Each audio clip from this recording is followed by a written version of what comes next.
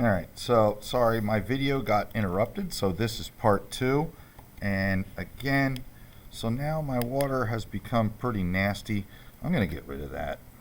And I'm going to get some fresh stuff. And I'm going to begin working in the next spot. Now, I would like for all of you to start at the top and work your way down. That way you're not reaching over wet paint all the time. So next, and you can see how it just pulls the color right from one area to the next, even though we're trying to just wet the paper, and that's okay, it happens. So now I'm carefully adding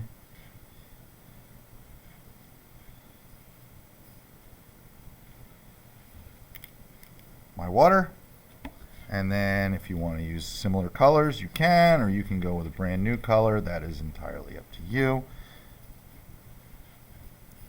And I'm just kind of choosing to do whatever colors I want and watching as they kind of blend and mix together while the water is still wet on the paper. You can see that the longer I work that water into the color, the darker it's going to get, and you guys kind of figured that out from the last project. Okay.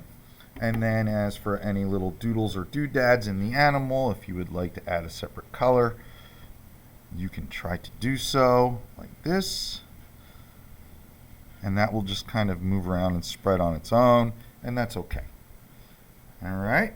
So that, in a nutshell, is how we are going to add color to the work. You must do it in small sections. So I'm not going to do the entire body of the chicken right now. I'm just going to do a small area. That way I can work when the water is still nice and soaking wet on the paper.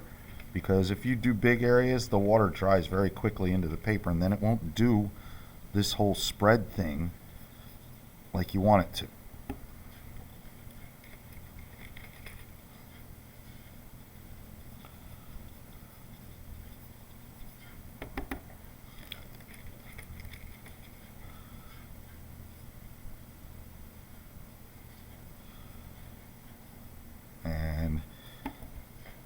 That's how we are adding color to the artwork.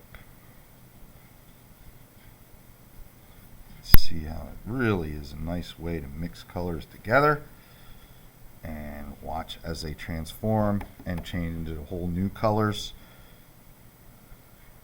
And then when you're done with each area, you can go back and mess with any of the little doodles that you did. And that's how we are going to paint this project. When you are finished, your project must remain flat on the table. Put it aside where it won't get bumped, bonked, or knocked off the table, and you will have yourself some free time until it is dry.